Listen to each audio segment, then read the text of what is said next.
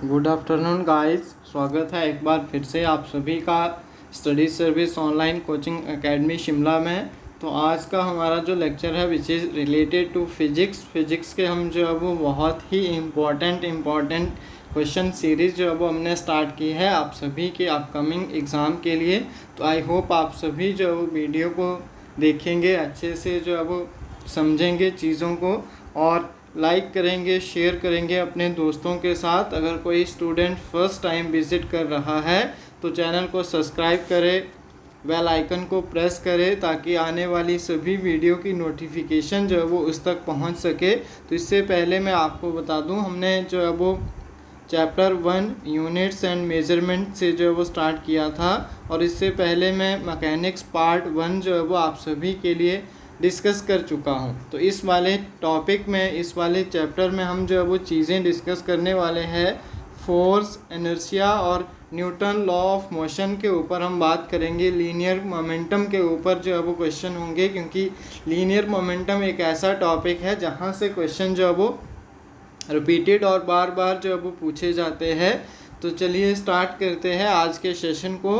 तो आज का जो हमारा फर्स्ट क्वेश्चन जो रहने वाला है कुछ इस तरह से है, सभी को विजिबल होगा कि विच one of the following is not a contact force. अब क्वेश्चन आता है कि कॉन्टैक्ट फोर्स कौन सी होती है और नॉन कॉन्टैक्ट फोर्स जो है वो कौन सी होती है। तो मैं एक जनरल सा आपको एग्जांपल देता हूँ। जैसे फ्रिक्शन फोर्स होती है, तो जिसको हम फील कर सकते हैं, जिसको हम कांटेक्ट कर सकते हैं, तो उसको बोला जाता है कांटेक्ट फोर्स। और जिसको हम फील नहीं, टच नहीं कर सकते हैं, वो आपकी आती है नॉन कांटेक्ट फोर्स के अंदर। तो यहाँ से इस सेशन में हम जो है वो इन्हीं चीज़ों के ऊपर बात करेंगे। फोर्स के ऊपर मैक्सिमम जो है वो क्वेश्चन रहने वाले हैं। तो फोर्स पुश फोर्स है, ग्रेविटेशनल फोर्स है, फ्रिक्शनल फोर्स है या फिर स्ट्रेन फोर्स है। तो जल्दी से आप लोगों ने भी सर्च करना है। अगर किसी को आइडिया नहीं है कि कांटेक्ट फोर्स कौन सी होती है और नॉन कांटेक्ट कौन सी होती है, तो सर्च करके आप एक टेबल बना लीजिए। एक साइड आप कांटेक्ट फोर्स लिख दीजिए, दूसरी साइड आपने नॉन कांटेक्ट फोर्स जो वो लिखना है। तो चलिए फर्स्ट क्वेश्चन का आंसर जो हो जाएगा ऑप्शन नंबर बी बिल्कुल सही आंसर है। नेक्स्ट क्वेश्चन की तरफ चलते हैं। तो क्या बोलता है, अब देखिए नेचर में 4 टाइप की फोर्सेस जो है वो पाई जाती है। आप सभी को पता है ग्रेविटेशनल फोर्स आती है, वीक न्यूक्लियर फोर्स आती है, इलेक्ट्रोमैग्नेटिक फोर्स आती है और स्ट्रॉन्ग न्यूक्लियर फोर्स आती है। तो उसमें जो ग्रेविटेशनल फोर्स होती है वो सबसे वीक होती है और जो nuclear force, strong nuclear force होती है वो सबसे स्ट्रॉन्ग होती है। तो चलिए उनको हम बाद में डिस्कस करेंगे। तो क्या बोलता है, the statement friction force is a contact force. ये तो हमने अभी पढ़ा कि फ्रिक्शन फोर्स जो है वो कॉन्टैक्ट फोर्स है, while the magnetic force is non contact. तो क्या ये ट्रू है या फिर ट्रू ओनली 0 डिग्री सेल्सियस या फिर फॉल्स स्टेटमेंट है, आइदर ट्रू और false depending upon the temperature of the surrounding. तो जल्दी से आंसर दे दीजिए। तो दोनों चीज़ें जो है वो बिल्कुल ट्रू है कि फ्रिक्शन जो है वो आपके पास क्या है, कॉन्टैक्ट फोर्स है और मैग्नेटिक फोर्स जो है वो आपकी एक नॉन कॉन्टैक्ट फोर्स है। थोड़ा सा हम स्पीड को इंक्रीज़ करेंगे क्योंकि बहुत सारे क्वेश्चन एक ही सेशन में हमें कंप्लीट करने होते हैं। तो यहाँ से क्वेश्चन नंबर 3 आप सभी की स्क्रीन पे विजिबल है। क्या बोलता है, बहुत ही इम्पॉर्टेंट क्वेश्चन है ये। The product of mass of a body and acceleration produce it equal to the dash. क्या बोलता है, मास और इसकी एक्सेलरेशन। आप सभी ने न्यूटन का सेकेंड लॉ जो है वो पढ़ रखा होगा, force is equal to mass into acceleration. इन्होंने यही बोला है कि जो आपके पास product of the body, mass और एक्सेलरेशन का जो प्रोडक्ट होता है वो किसके बराबर होता है। तो आपका फोर्स जो है वो यहाँ पे बिल्कुल करेक्ट आंसर आ जाएगा। चलिए नेक्स्ट क्वेश्चन की तरफ चलते हैं। तो what will be accelerated produced when the force is 21 Newton और applied the object mass is 3 kg। हमने क्या करना है, एक्सेलरेशन और हमें जो है वो मास दे रखा है, हमने फोर्स जो है वो फाइंड आउट करनी है। तो देखो हमें फोर्स भी दे रखी है, एक्सेलरेशन हमने फाइंड आउट करनी है, सॉरी। तो यहाँ से हम क्या करेंगे, इसको डायरेक्टली जो है वो जो चीज़ें दे रखी है, we know that F is equal to ma, तो फोर्स आपकी 21 होगी, मास आपको 3 दे रखा है और A एज इट इज़। तो नेक्स्ट स्टेप में जब हम जाएंगे तो यहाँ से आपको साफ देखने को मिलेगा कि हमारा जो एक्सेलरेशन आता है विच इज़ इक्वल टू 21/3, तो जब इसको करेंगे तो ये आ जाएगा 7 मीटर और पर स्क्वायर सेकेंड पर स्क्वायर, जो है वो आपका आंसर करेक्ट हो जाएगा, ऑप्शन नंबर सी। इसके बाद नेक्स्ट क्वेश्चन की तरफ चलते हैं। A body of mass 4 kg which is accelerated from 15 metre per second to 25 metre per second. तो मुझे आपने क्या फाइंड आउट करके बताना है, calculate the magnetic force in newton. Force हमने फाइंड आउट करनी है, तो we know that F is equal to ma। अब एक्सेलरेशन आपके पास change in displacement v minus u upon t, याद रखें सभी। तो यहाँ से एक्सेलरेशन जब हम निकालेंगे तो डायरेक्ट पुट कर दीजिए, मास आपको दे रखा है 4 kg, फाइनल आपका 25 माइनस आ जाएगा 15 डिवाइडेड बाय हो जाएगा 5। तो इसको जब हम नेक्स्ट स्टेप में कैलकुलेट करेंगे तो हमारे पास क्या बचेगा, 10/5 विच इज़ इक्वल टू 2। अच्छा ऐसे कर लीजिए, 10/5 टू 5 द 10, और 4 को जब हम 2 के साथ मल्टीप्लाई करेंगे तो 8 न्यूटन की फोर्स जो है वो आ जाएगी। ऑप्शन नंबर बी आपका बिल्कुल सही आंसर जो है वो हो जाएगा। अगर इस तरह का क्वेश्चन आता है तो आपने इस वाले मेथड से उसको जो है वो सॉल्व आउट करना है। इसके बाद नेक्स्ट क्वेश्चन की तरफ चलते हैं। तो क्वेश्चन क्या बोलता है, which of the following quantity is a measure of inertia. तो इनमें से कौन सी क्वांटिटी है जिसको इनर्शिया के थ्रू जो है वो मेज़र किया जाता है। तो इनर्शिया का आपने रिलेशन भी जो है वो पढ़ रखा होगा। तो यहाँ से क्या हो जाएगा, वेलोसिटी, एक्सेलरेशन, मास और वेट। तो आपका जो आंसर आ जाएगा, inertia is related to mass. Mass आपका जो वो बिल्कुल सही आंसर है। इसके बाद नेक्स्ट क्वेश्चन देखते हैं। The tendency of undistributed object to stay at rest और to keep moving with the same velocity is called. जब आपके पास क्या होगा कि undistributed object stay at rest और keeping in moving with the same velocity, तो उस केस में हम क्या बोलेंगे, वेलोसिटी है, फोर्स, मोमेंटम या फिर इनर्शिया। तो इनर्शिया आपका बिल्कुल सही आंसर हो जाएगा। इसके बाद नेक्स्ट क्वेश्चन देखते हैं। Which one of the following has maximum inertia. इनमें से किसका इनर्शिया जो है वो मैक्सिमम होगा। A an atom and molecules, a 1 rupees coin या फिर ए क्रिकेट बॉल। तो जितना बड़ा ऑब्जेक्ट होगा उतना उसका जो है वो इनर्शिया होगा। तो मॉलिक्यूल्स, कॉइन, रुपीज़ या फिर मॉलिक्यूल्स जो है वो छोटी चीज़ें हैं, लेकिन एक क्रिकेट बॉल जो है वो बड़ा है। तो हम क्या बोलेंगे, इनर्शिया जो है वो मास पे डिपेंड करता है। तो क्रिकेट बॉल का मास जो है वो इनमें से सबसे बड़ा है। When a running car is stopped suddenly, the passenger tends to lean the forward because, उसमें क्या जो है वो आपके पास कौन सी फोर्स जो है वो वर्क करती है या फिर कौन सा पर्टिकुलर मोशन वहाँ पे वर्क करता है जब कोई सडनली कार जो है वो स्टॉप हो जाती है और जो पैसेंजर होता है वो आगे की तरफ जो है वो झुक जाता है। तो यहाँ पे आपके पास दे रखा है सेंट्रीपिटल फोर्स है, इनर्शिया एट रेस्ट है, इनर्शिया एट मोशन है या फिर ग्रेविटेशनल फोर्स है। तो यहाँ पे जो है वो इनर्शिया इन मोशन वर्क करेगा according to the Newton first law of motion.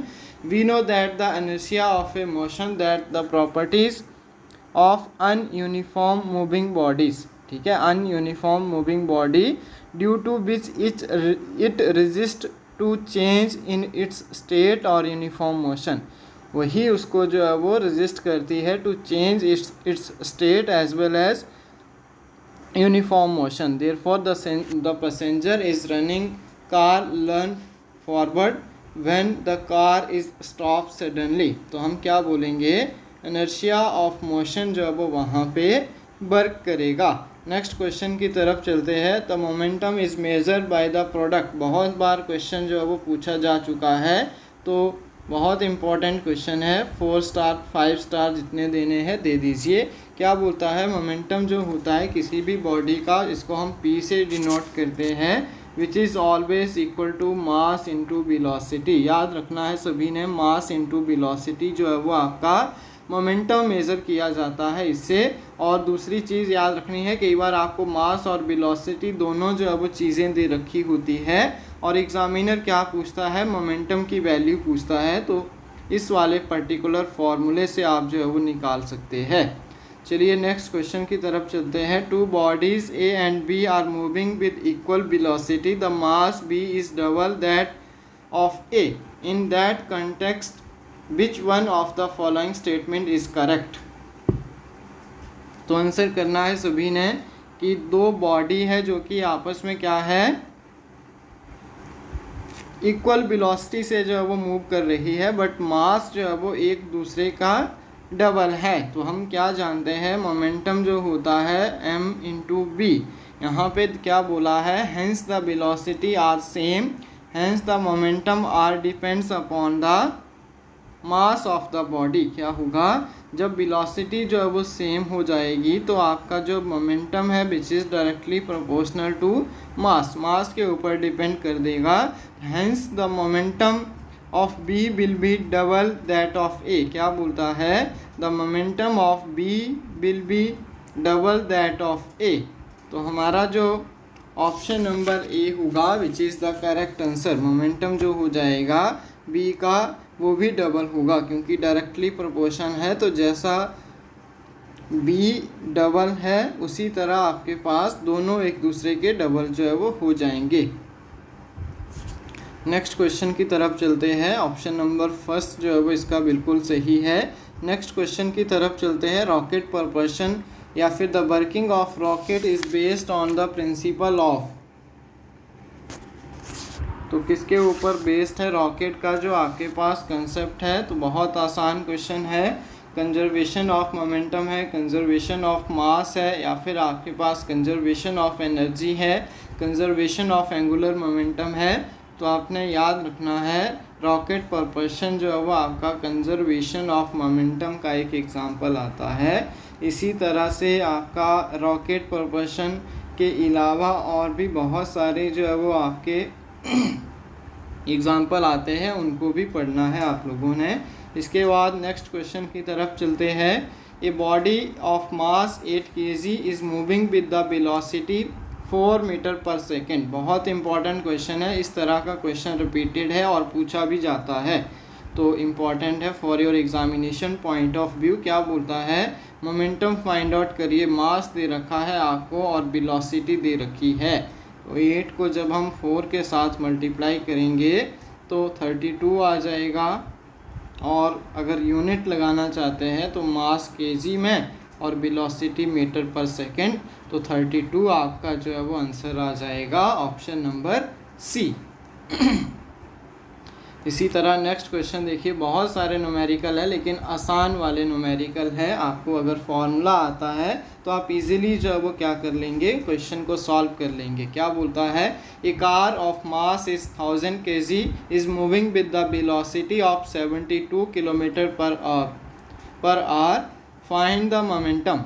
Momentum आपने फाइंड आउट करना है। केजी में मास दे रखा है, वेलोसिटी आपको किलोमीटर पर आवर्स में दे रखी है।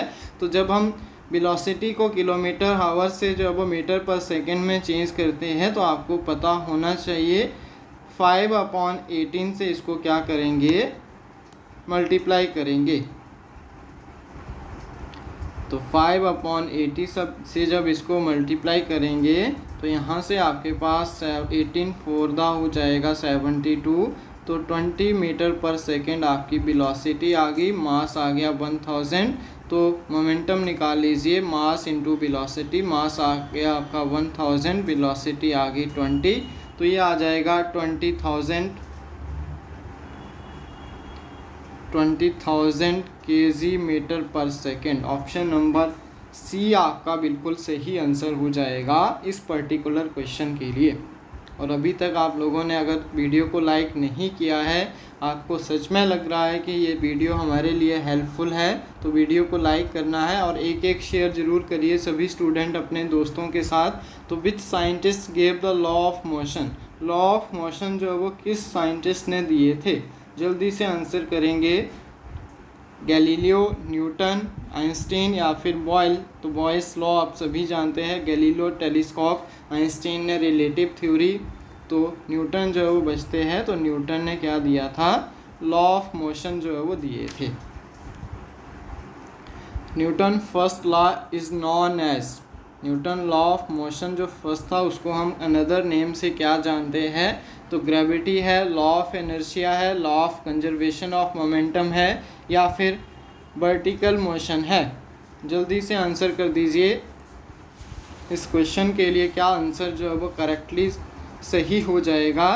तो आपका लॉ ऑफ इनर्शिया हम क्या बोलेंगे? Newton law of first law of motion हम लॉ ऑफ इनर्शिया के नाम से जो है वो जानते हैं। ऑप्शन नंबर बी आपका बिल्कुल सही है। नेक्स्ट देखिए, definition of force that can be stated from. तो डेफिनेशन ऑफ फोर्स हमें कहाँ से मिलती है, कौन से लॉ से जो है वो मिलती है? तो अभी हमने रिलेशन पढ़ा, force is equal to mass into acceleration. तो यहाँ से हमें क्या पता चलता है? डेफिनेशन ऑफ फोर्स पता चलती है। तो ये जो आपके पास स्टेटमेंट दी थी, ये दी थी Newton second law of motion के अंदर। ऑप्शन नंबर बी आपका बिल्कुल करेक्ट है। इसके बाद नेक्स्ट क्वेश्चन की तरफ चलते हैं। The second law of motion is state that. तो सेकेंड लॉ ऑफ मोशन जो है वो क्या बोलता है? Every object will be move in uniform motion when net force is applied. तो ये भी गलत है। The rate of change of momentum of an object is directly proportional to the net force which is applied in the object. तो ये आपका बिल्कुल सही है। इसके अलावा जो है वो ये दो चीज़ें भी इसमें करेक्ट नहीं है। तो according to the second law of motion आपकी ये डेफिनेशन जो है वो बनती है, rate of change of momentum, force is directly proportional to rate of change of momentum जो है वो इन्होंने बोला था। इसी के बेस पे जो है वो आपका क्या निकलता है? ये मास इंटू वेलोसिटी हो जाएगा। तो D T upon D B upon D T आपका एक्सेलरेशन हो गया। तो मास इंटू एक्सेलरेशन जो है वो निकल आएगा आपका फोर्स। तो ऑप्शन नंबर बी इसमें जो है वो बिल्कुल करेक्ट है। नेक्स्ट देखिए, action and reaction, previous year का क्वेश्चन है, नोट कर लीजिए। पिछले 3 क्वेश्चन भी सारे प्रीवियस ईयर में पूछे गए हैं। तो क्या बोलता है? Action and reaction act on the same body या फिर आर इक्वल इन मैग्नीट्यूड। आपने क्रिया और प्रतिक्रिया का जो है वो लॉ सुन रखा होगा। तो यही है एक्शन एंड रिएक्शन। F21 जितनी फोर्स इस तरफ लगाओगे उतनी ही फोर्स जो है वो दूसरी तरफ से लगेगी, बट सेम मैग्नीट्यूड होगा, डायरेक्शन सेम होगी, या फिर दे आर एक्ट इंडिपेंडेंटली। तो जो आप आंसर देंगे उसका क्या आंसर होगा? They are equal in magnitude. याद रखें कि they are equal in magnitude आपका जो है वो बिल्कुल सही आंसर होगा। नेक्स्ट क्वेश्चन देखिए, if the action and reaction were to act on the same body, जब सेम बॉडी के ऊपर जो है वो एक्ट करेंगे तो उस केस में क्या होगा? The resultant would be zero, the body would be move at all, body will be start moving, या फिर बोथ ए एंड बी। तो यहाँ पे क्या होगा? The resultant would be zero. Option number A आपका बिल्कुल सही आंसर आ जाएगा। नेक्स्ट क्वेश्चन देखिए, for every action there are equal and opposite reaction, this law is given by. तो ये लॉ जो है वो किसने दिया था? तो न्यूटन थर्ड लॉ था ये। Every action here is equal and opposite reaction. तो आपका ये जो लॉ दिया था वो दिया था न्यूटन ने। इसके बाद the person is hurt on the kicking to a stone due to, एक पर्सन को जो है वो हर्ट होता है जब वो किक करता है किसी पर्टिकुलर स्टोन को। तो इसके पीछे क्या रीज़न है? इनर्शिया है, वेलोसिटी है, रिएक्शन है, या फिर मोमेंटम है। तो एक्शन करेंगे तो रिएक्शन तो होगा ही होगा। तो ऑप्शन नंबर सी इसका जो है वो बिल्कुल सही आंसर है। Rocket work as the principle of, तो किस प्रिंसिपल के ऊपर रॉकेट जो है वो वर्क करता है? तो न्यूटन लॉ ऑफ थर्ड जो है वो आपका इसके ऊपर वर्क करता है रॉकेट। नेक्स्ट देखिए आपके पास, why does the cannon recoil after the firing. तो आपका क्या आएगा, Newton third law of motion. Conservation of energy नहीं होगा, बैकवर्ड थ्रस्ट नहीं होगा, न्यूटन लॉ थर्ड जो लॉ है उसके ऊपर बेस्ड है ये वाला प्रोसेस भी। इसके बाद the momentum of horse lawn carries on the example of which principle in physics.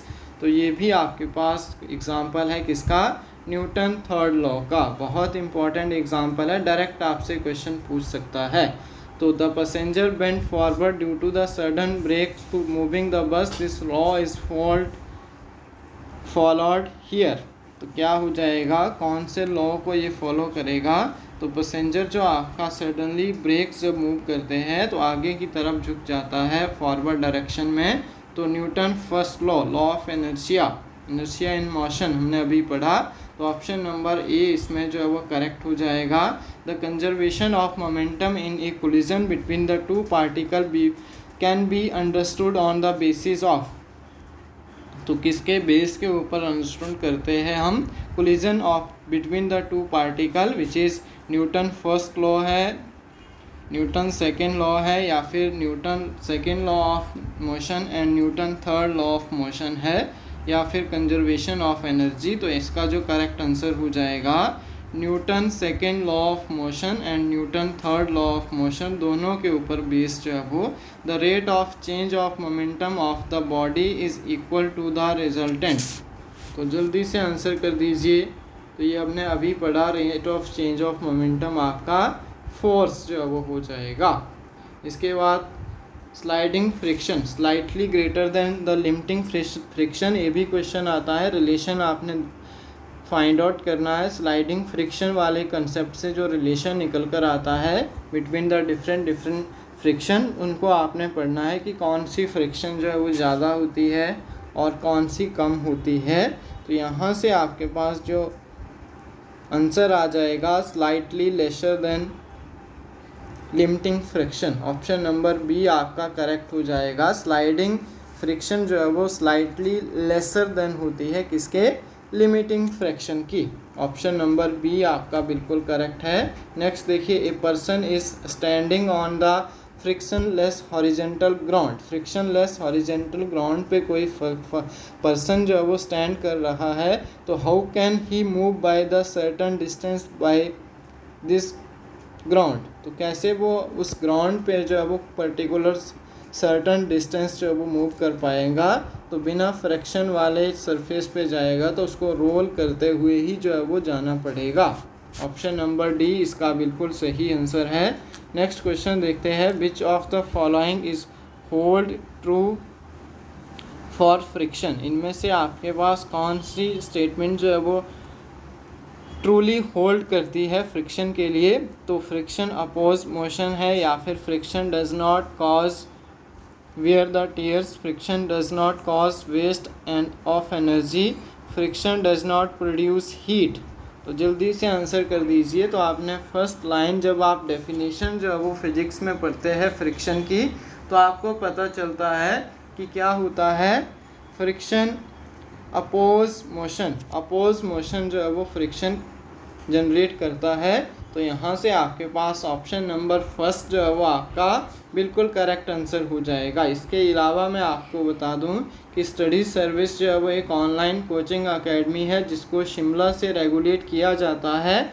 और साथ में हम बता दें कि हमारा ऑफिशियल प्ले स्टोर ऐप है स्टडी सर्विस के नाम पे। सारे कोर्सेज़ हमारे जितने भी कोर्सेज़ जो है वो चलते हैं वो सारे ऐप में चलते हैं।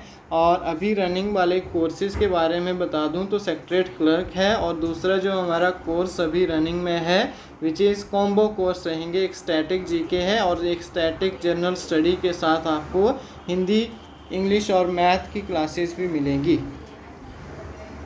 तो ये कोर्स अभी जो है वो हमारे रनिंग में है। अगर आपको क्वेरी चाहिए तो 7591046600 पे जो है वो आप कांटेक्ट कर सकते हैं। तो चलिए कंटिन्यू करते हैं। जिन्होंने अभी तक वीडियो को लाइक नहीं किया है तो वीडियो को लाइक करना है, शेयर करना है अपने दोस्तों के साथ, और बेल आइकन को ज़रूर प्रेस कर ले ताकि आने वाली सभी वीडियो की नोटिफिकेशन जो है वो आपको मिल जाए। इन केस अगर नोटिफिकेशन नहीं आती है तो उसमें आपने क्या करना है, हमारा टेलीग्राम ग्रुप जो है वो ज्वाइन करना है। उसमें आपको जो है वो डेली जो है वो नोटिफिकेशन मिल जाएगी कि कौन सी क्लास जो है वो कितने बजे कंडक्ट की जाएगी। Be sleep on the muddy road due to be slip on the muddy road due to, तो हम मडी रोड पे स्लिप कर देते हैं, उसके पीछे क्या रीज़न है, तो वहाँ पे क्या होगा, लैक ऑफ फ्रिक्शन की कमी होगी। तो ऑप्शन नंबर सी आपका बिल्कुल करेक्ट है। इसके बाद नेक्स्ट देखिए,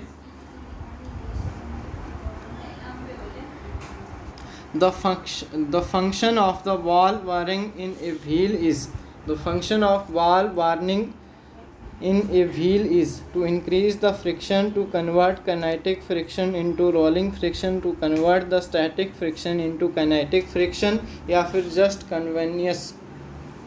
तो जल्दी से आंसर कर दीजिए कन्वीनियंस। तो यहाँ से जो आपके पास करेक्ट आंसर हो जाएगा, to reduce a bar to tear and energy loss against the friction. तो हम क्या बोलेंगे, आपका option number two convert the kinetic energy into rolling friction, option number B जो है वो इस केस में बिल्कुल करेक्ट आंसर आ जाएगा। नेक्स्ट क्वेश्चन की तरफ चलते हैं। तो कुछ मैं आपको इम्पोर्टेंट ट्रिक्स और इम्पोर्टेंट क्वेश्चन बताता हूँ जो कि इस वाले टॉपिक से जो है वो पूछे गए थे। तो आई होप आप सभी को इतना जो है वो क्लियर होगा। इसके अलावा मैं थोड़ा सा आपको एक्स्ट्रा इन्फॉर्मेशन देता हूँ। तो बेसिकली जो आपका जब नेगेटिव एक्सेलेरेशन होती थी उसको हमने रिटार्डेशन बोला था। और दूसरी चीज़ हमने डिस्कस की थी कि आपका जो 4 टाइप ऑफ फोर्सेस होती है उसमें जो स्ट्रॉन्ग न्यूक्लियर फोर्स होती है which is the strongest force, याद रखना है। और ग्रेविटेशनल फोर्स जो है वो आपकी वीकेस्ट फोर्स होती है आपके यूनिवर्स में। अब मैं कुछ आपको प्रीवियस ईयर करवाता हूँ, अगर यहाँ पे अवेलेबल होते हैं तो उसके बाद हम क्वेश्चन को जो है वो क्लास को डिस्कनेक्ट करेंगे। तो एक क्वेश्चन आया था आपका, ध्यान से देखेंगे सभी, होमवर्क के लिए भी आप कर सकते हैं कि